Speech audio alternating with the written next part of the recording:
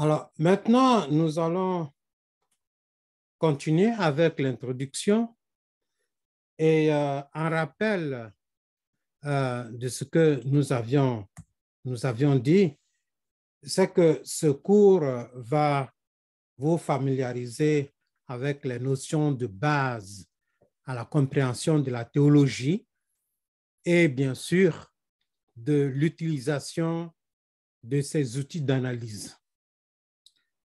Et nous avions aussi dit que pour ce qui concerne les objectifs didactiques, nous allons examiner les questions de terminologie et de définition, c'est-à-dire voir qu'est-ce que c'est que la théologie. Ensuite, repérer les différentes disciplines de la théologie en nous posant la question suivante, ou du moins en répondant à la question suivante. Qu'est-ce qui pourrait relever du domaine de la théologie? Ou, pour rendre ça plus simple, quelles sont les disciplines de la théologie tout court. Ensuite, nous allons explorer les questions épistémologiques, ça veut dire comment se construit un savoir en théologie.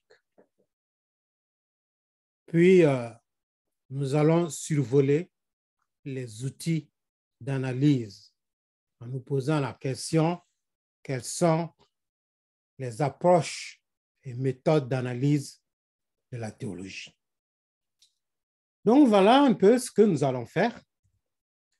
Et au cours donc de ce parcours, ou du moins après ce parcours, vous serez en mesure, à mon sens, de tenter une définition de la théologie, d'identifier les principaux domaines de la théologie, ou si vous voulez, les principales disciplines de la théologie, ensuite saisir les différentes théologies en milieu chrétien, comprendre aussi la méthodologie de dissertation théologique. Ceci étant dit, nous avions dit que le cours aura comme contenu, bien sûr, les définitions, aussi bien que les différents champs, mais également les repères historiques et les différents courants.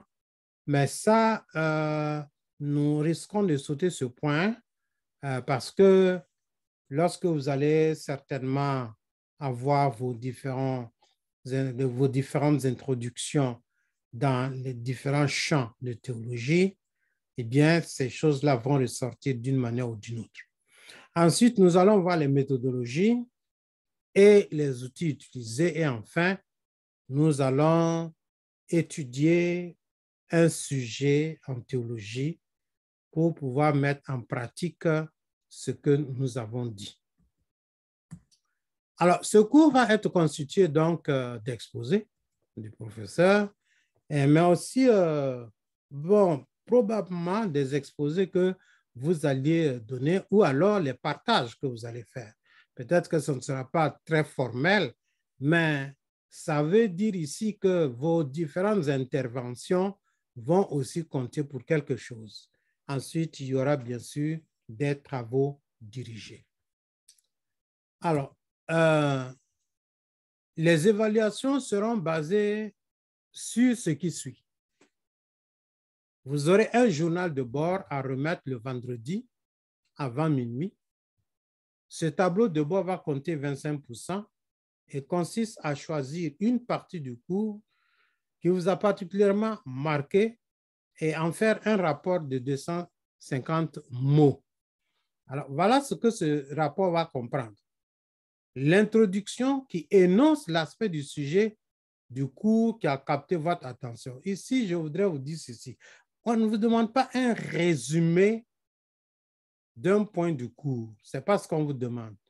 On vous demande de dire dans le cours là, qu'est-ce qui vous a particulièrement marqué?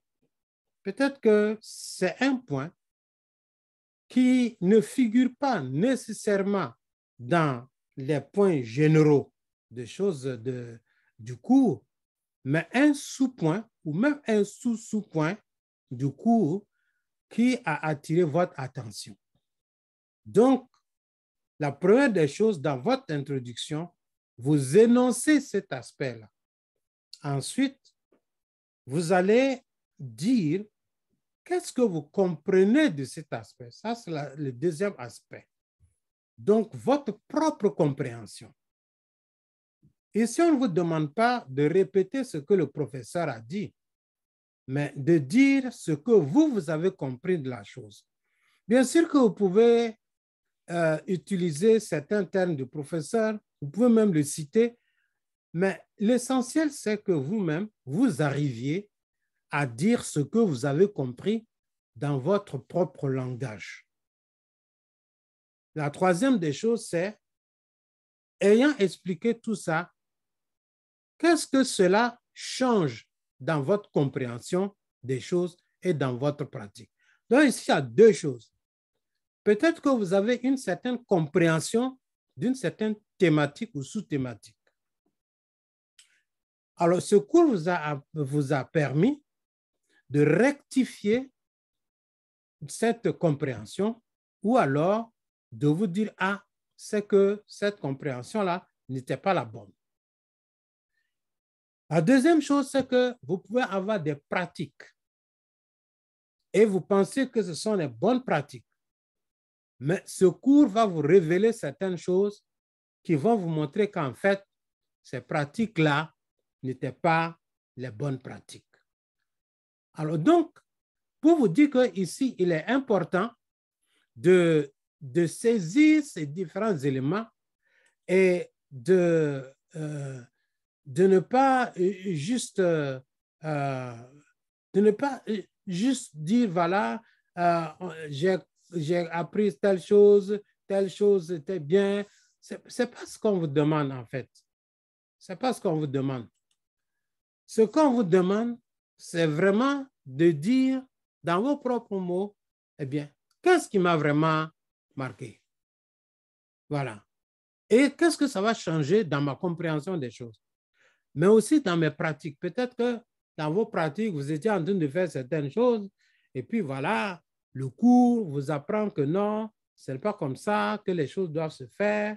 Et puis vous dites, ah, en tout cas, désormais, dans ma pratique, voici ce que je voudrais faire en rapport avec ce que j'ai compris.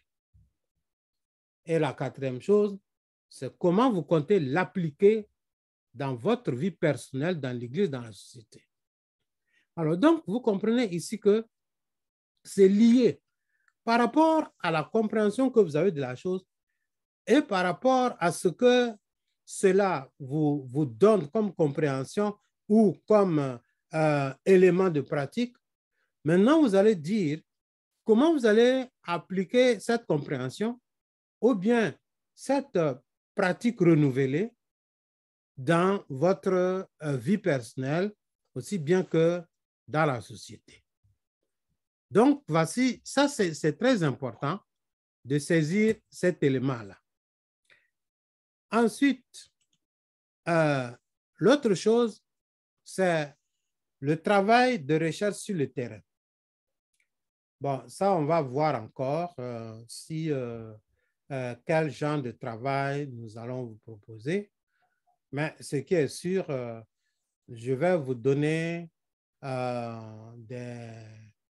comment on appelle, des orientations pour ce travail. Étant donné que nous allons étudier un sujet ensemble, eh bien, nous allons étudier le sujet comme modèle et certainement, vous allez appliquer ce modèle-là. Alors, maintenant, pour ce qui concerne la bibliographie, eh bien, je vous donne juste, je ne vais pas trop m'appesantir là-dessus, mais je voudrais relever certains auteurs tels que Christophe Payat, Dictionnaire de la théologie pratique, et ça, c'est très important. Si vous ne l'avez pas, il est important que vous cherchiez. Et Ce dictionnaire se trouve dans mon bureau et vous pouvez aller demander à la secrétaire de rendre cela disponible pour vous. Parce que dans ce dictionnaire, il y a pas mal de choses qui sont dites à propos de la théologie, etc. Mais surtout de la théologie pratique. Ensuite, vous avez Gilles Routier, précis de théologie pratique. Je pense que ça aussi, ça doit se trouver dans mon bureau et vous pouvez aller consulter. L'autre chose que je voulais relever, c'est bon, tout ça, par exemple, Deslauriers, Bardin, Muccielli, ça sont les méthodes. Et ces livres se trouvent dans mon bureau que vous pouvez aussi aller consulter. Ce sont les différents livres qui nous ont donné comment donc procéder à la méthodologie. Ensuite, il y a un auteur, Hans Paul, Introduction à la théologie. Alors, ce texte-là, je vais le poster sur la plateforme. Seulement, il ne vous est pas permis de reproduire ce texte. Je vous prie de ne pas le faire. C'est soumis à certains droits. Vous pouvez juste aller consulter et puis certainement faire vos citations avec. La chose, c'est que je vais voir si je vais vous demander de lire quand même un certain nombre de pages dans ce, comment on appelle, dans cet ouvrage. Alors, donc, si par exemple pour lire le nombre de pages, vous allez peut-être photocopier ça pour lire, il n'y a pas de problème. Mais je ne vous conseille pas de distribuer cela parce que compte tenu des droits d'auteur. Voilà. Ensuite, il y a le texte de De Jong Kevin, Introduction à la théologie évangélique. Malheureusement, je suis revenu au Canada avec ce livre. Sinon, je vous aurais laissé ça là-bas pour que vous puissiez le consulter. Je suis allé chercher la version électronique que je pensais mettre à votre disposition. Malheureusement, ça n'a pas fonctionné. J'ai payé pour rien. Alors, c'est pourquoi je verrai ce qu'on peut faire. Mais il faut dire que dans ce livre, en fait, ce qui ressort de cet ouvrage, c'est qu'en réalité, bon, parler de théologie évangélique, c'est un peu trop dit. C'est beaucoup plus la dogmatique, la doctrine évangélique. C'est de ça il est question.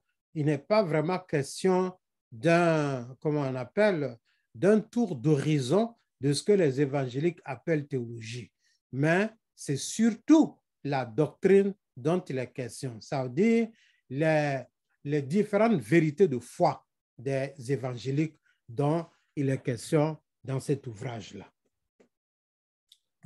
Donc, voilà un peu ce que je voudrais, enfin, j'avais voulu relever avant que vous ne puissiez vraiment aller voir ces différentes choses-là. Alors, bien sûr que vous aurez à faire à la théologie pratique et certains ouvrages que vous avez ici concernent beaucoup plus la théologie pratique. Alors donc, si vous voulez bien les consulter, ça sera une bonne chose. Alors, ceci étant dit, voici globalement l'introduction globale, la fin de l'introduction, aussi bien que les différents travaux que vous devez avoir et la bibliographie. Donc, la prochaine vidéo sera maintenant sur la première partie du cours. Donc, allez donc et lire l'introduction de Paya que je vous ai donnée les raisons de la théologie, allez lire cela, prenez des notes. Et l'autre chose, c'est aussi écouter la vidéo sur les raisons de la théologie de Radio France Inter. Voilà, donc nous allons nous revoir tout de suite.